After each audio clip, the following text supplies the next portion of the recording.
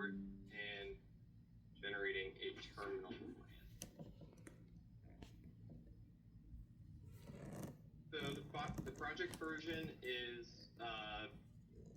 basically how you have revs for a drawing set. DTM needs an attribute to distinguish between changes in a project, and the attribute that is used is project version. If I jump into DTM here, to look at my project properties, I want to select this the project file name at the top of my sheets. So I'm going to select schematic exercise 6. I'm going to right click and I'm going to select project properties. In here, you can have project level attributes, things related to project release status, release date, project ID, things that are related to what is making this project distinct, right?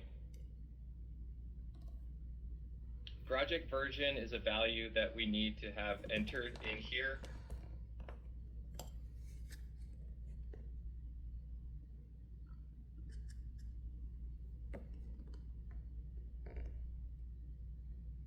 Once we have that entered, we can then come over to our DTM connected worker wiring.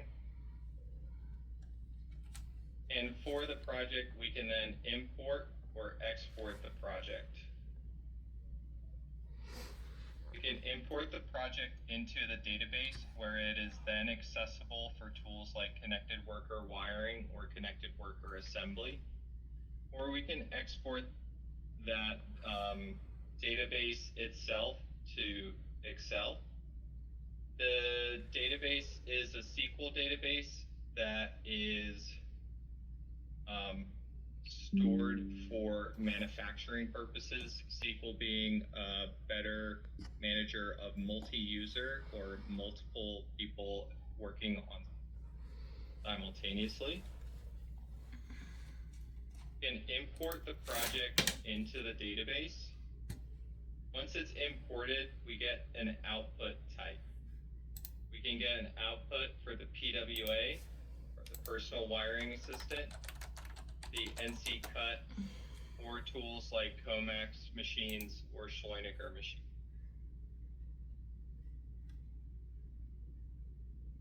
Hit submit for our PWA wiring export.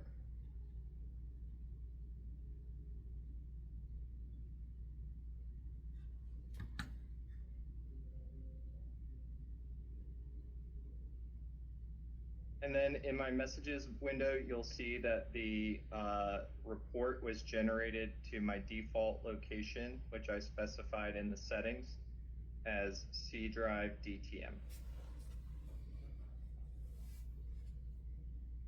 To define the export path, you want to go to settings and you want to select output directories, where you want to set a path either on your local machine or in a network location where you want to store successfully exported projects, unsuccessful projects, along with report output files and log files.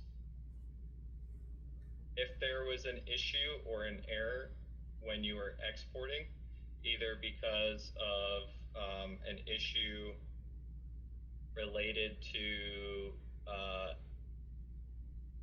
correct termination or incomplete information, it would outline it in the messages tab, but it would also report it out in the report output file and the log file. Go ahead and open that up. I'm just going to paste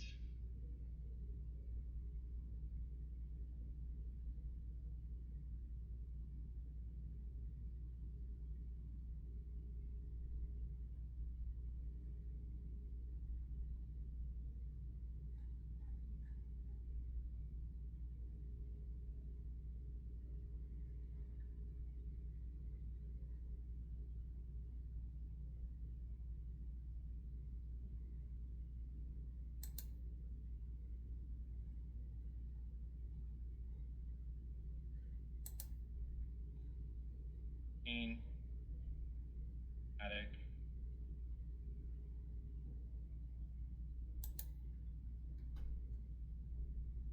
Here I get a wiring list with my from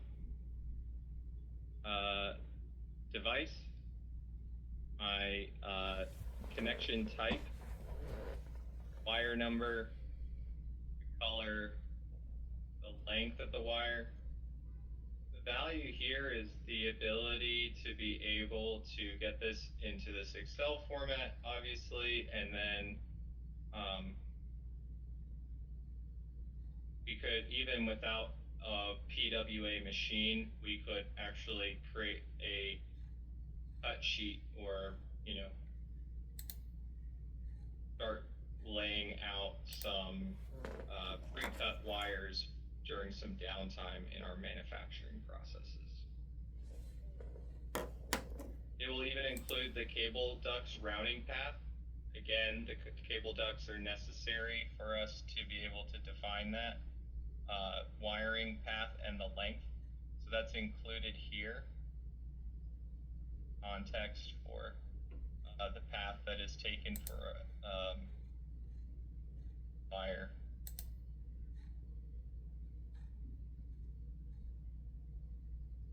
You can also generate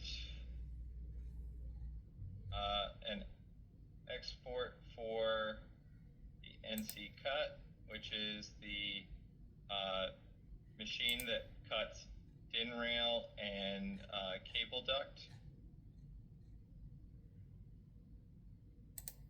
And this is just a simple CSV file that gives is a direct import into the NC cut.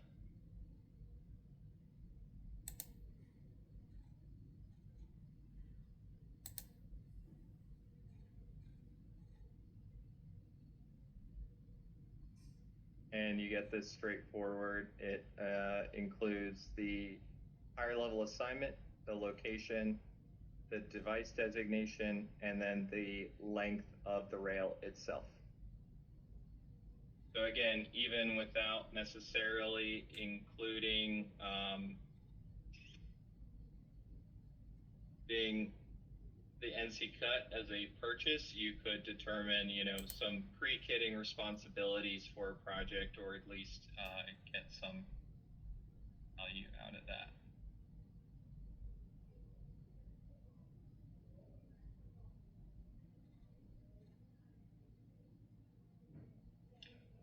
The settings also define the project version as the necessary attribute. If you would prefer to use an alternative, you could always go in and change it, but I would recommend just in the short term into settings as default. You will need to set up your output directories for your machine, and you can also determine some of the settings for things like connected worker wiring, task manager, or assembly task manager. Here's just a little bit of info on the PWA 6000. So this is the offline machine. You send it the wireless report. It will then cut and bundle the wires together nicely, and is a very, very cool tool, and one that just really can make a huge impact for a manufacturing team. Of course, there's other formats, Comax, Schleuniger. In these instances, there is a report configuration that kind of pairs what DTM is calling devices or attributes, and lining those up with what is coming in from the what the Comax needs or the Schleuniger needs. This is set up to just be a default export. Other machines can be configured, so that's something to keep in mind as well.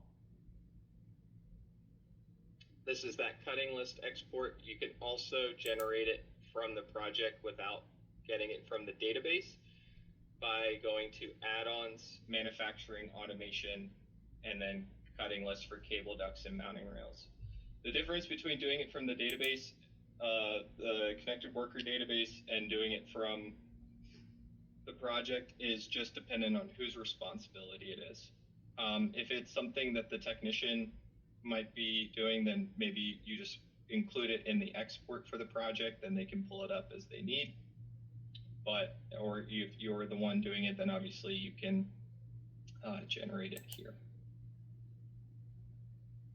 Next is a terminal plan. The terminal plan is going to display all connections and pin names of a terminal strip. So it's just additional documentation that you can provide to give technicians or customers further context about the layout of terminal blocks and what devices they are connected to. There's a couple different sheets in your database. The sheet format that we use is this ANSI TPH_N. It generates in two forms. One is you can create a terminal plan for the entire project, or you can do it for individual terminal block groups.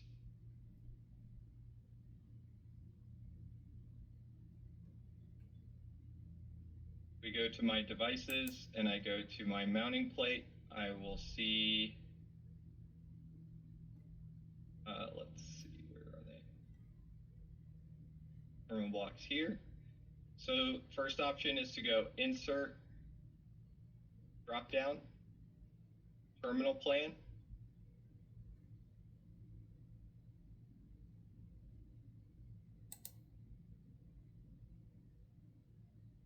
Change our sheet format to ANSI.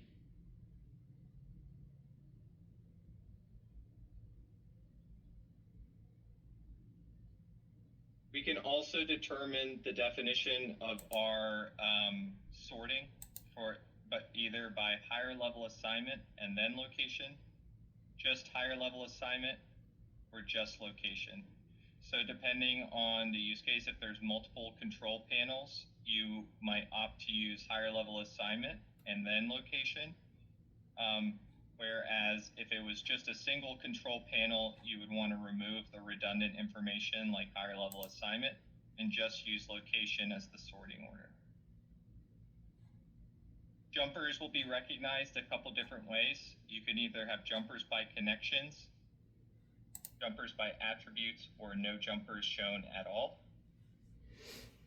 The sort by, if left alone and set to none, is going to basically just go from the top left of the panel to the bottom right. If we go by pin name, it's going to go pin name ascending. Or we can also choose sort by cable if we're doing more on the cable side, or field terminations. Or we can opt for placement, where we want to say start in the bottom left of the control panel, move up to the next terminal block, and then move to the right. Up and to the right, up and to the right. This one here would start in the top right corner and go down first and then to the left.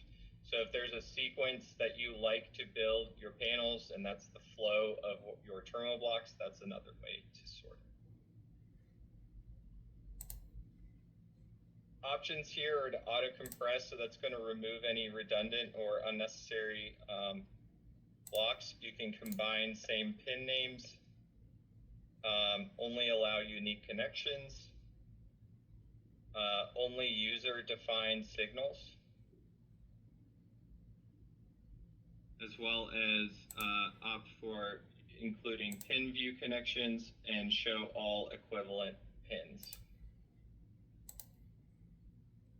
From here, we can then define whether we want to select a specific terminal strip or if we want to just choose all for the entire project.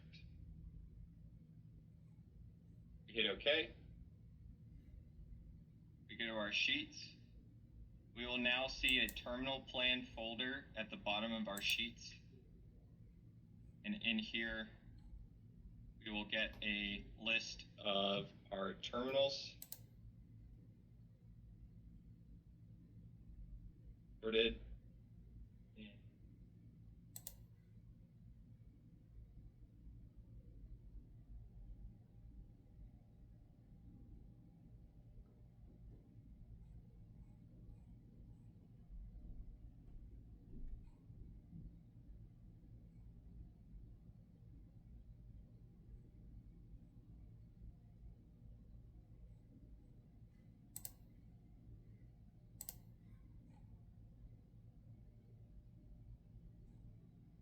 We can also opt to create a terminal plan for just one terminal strip.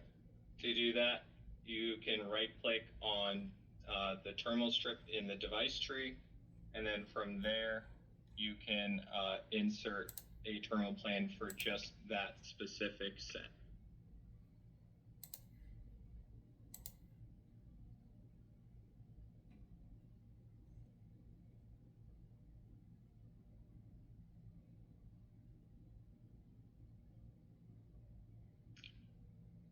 The next tool we'll look at is the toolbox for bill of materials and wire run list.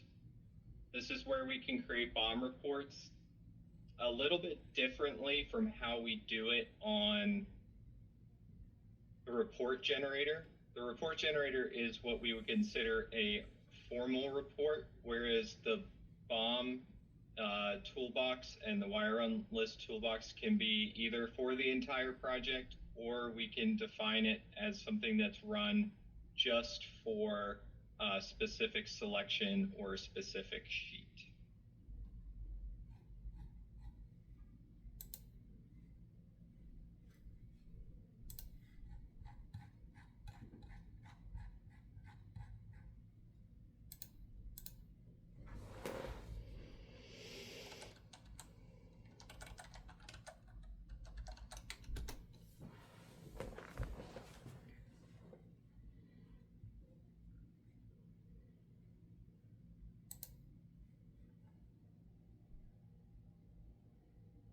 Here I have my panel.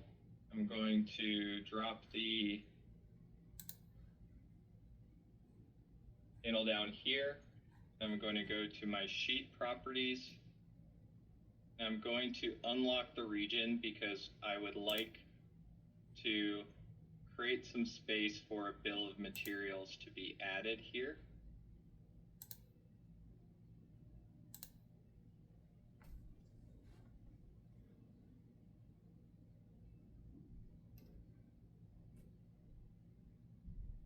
This is the toolbox BOM.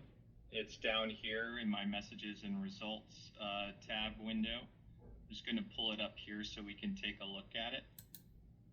Important things to point out here is the minimum digits, the part number length, and our rounding digits. We can decide if we want to count part assemblies, yes or no. We can include unconnected pins. We can add BOM balloons.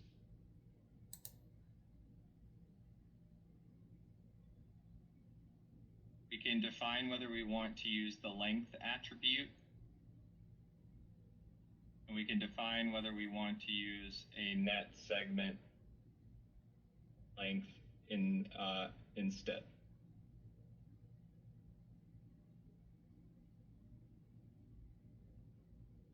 If we have an alternate symbol that we want to use, we can opt for that here. Otherwise, it's going to use a couple of default tables that we already have in our symbol database. Now here I can create a BOM scope selection. I can decide if I want it to be for the entire project, the active sheet, an on sheets selection, or a selected assembly. So I'm just going to choose active sheet. Now I can also opt to create an Excel bill of materials, and then I can opt to decide whether I want to create an on sheet bill of materials, an XML output, whether I want to group by assembly, and then finally if I want to launch Excel, yes or no. Do I want the lengths defined in Excel, and do I want the table to be sorted by item number? The last bit here is just some table format: lowercase table, lowercase unit of measure, uppercase table, uppercase unit of measure.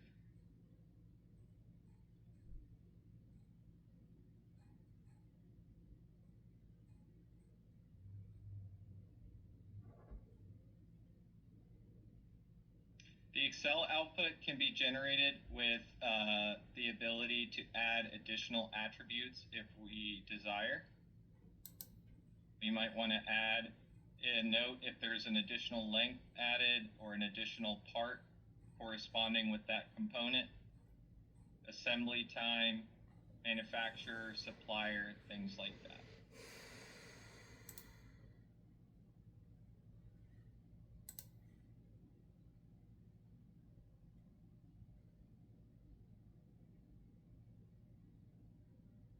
We can also opt to create update additional part information and edit it if it needs further description.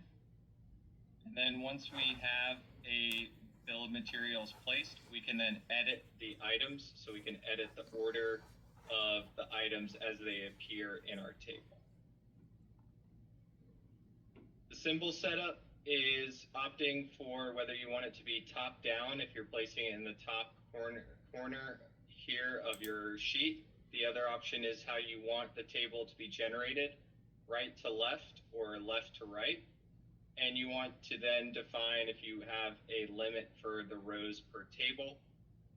And you can also define a separation distance, which in this instance, I would just leave as default.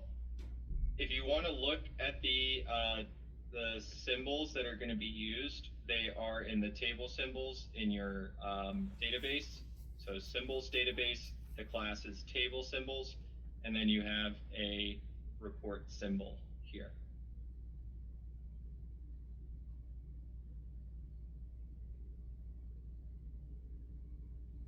We'll go ahead and place the BOM.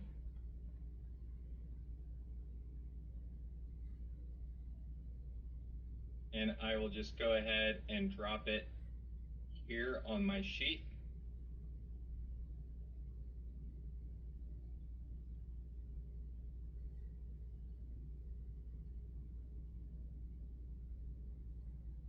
You will see that the bill of materials generates a part number, gives it an item order, it gives it a description that's coming straight from the part description in the component. Now, there is currently a limit on the text, and there is an open ticket for us to get this extended. So currently, right now, I think it's limited to something like less than 30 characters, but we should be seeing a fix for that coming fairly soon here. You'll also notice that not only does it have everything that's on this active sheet, but it also has all of the wire that is being used, and even includes a total wire length for each wire. It also gives reference designations. So the feed through terminal blocks that you see here are associated with terminal block group 1, group 2, and you can also see any other devices that have their device designation called out. So it gives you further context, and that's what those reference designations are. If we look over at our panel here, you can see we now have BOM balloons applied to our components. And if we feel like this is redundant, we can obviously them around, or if we feel the need to replace them.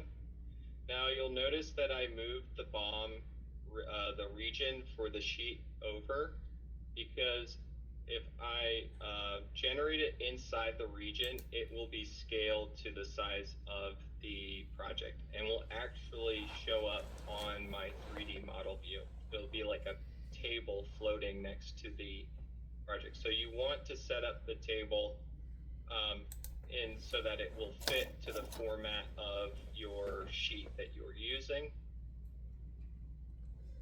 If we look at our wire run list,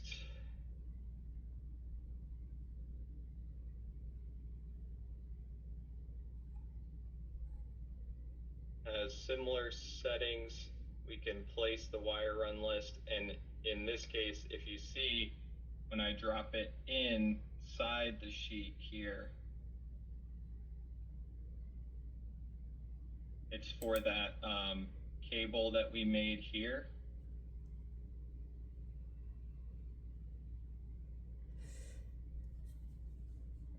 That information is on the table, however, it is scaled to the sheet or the region of the 3D world and not out on our project here. If I want to, I can first lock my region again.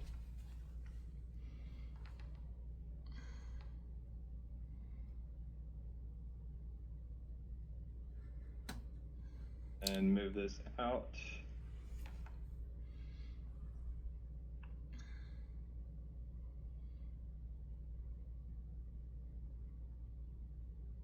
And now it is out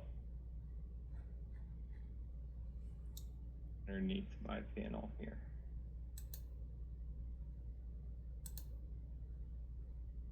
Now, if I want to refresh it, I can always just, if I make any changes, come in and say place bomb again, and it will rerun the script. And if there are any changes, they will be reflected there. Oh, sorry. First, delete your table, and then generate it again with any changes that you might have made.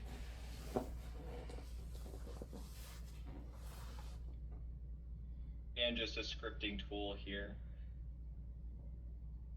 So if you want to just investigate that a little bit further, the table symbols contains the bomb header symbol and the row symbol, and it just is a combination of graphic lines and text attributes so that it can fill in that information.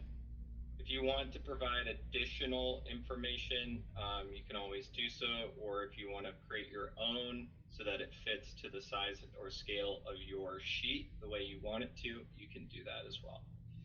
If you want to look at the scripts and template files, they are in the folder C, Program Files, Zukin, E3 Toolbox. And for 32-bit systems, they're going to be in Program Files 86.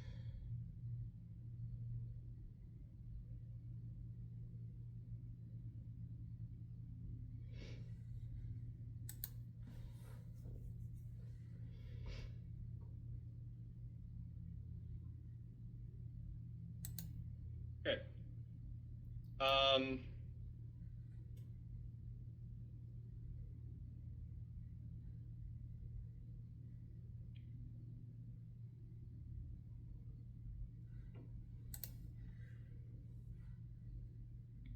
Just looking at the time here, I want to be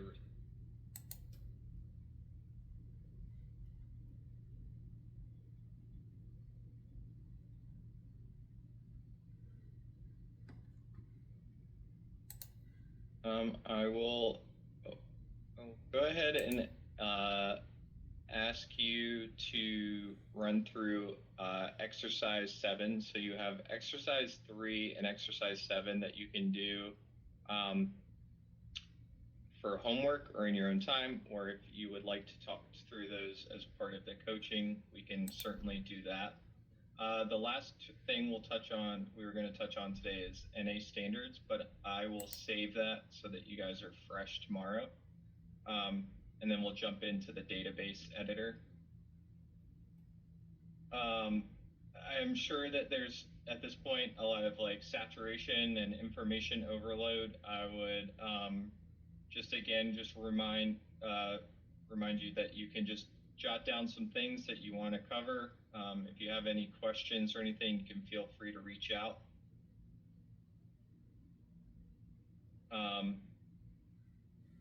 I will go ahead and put up a poll. I see that we have a couple questions. The first one is,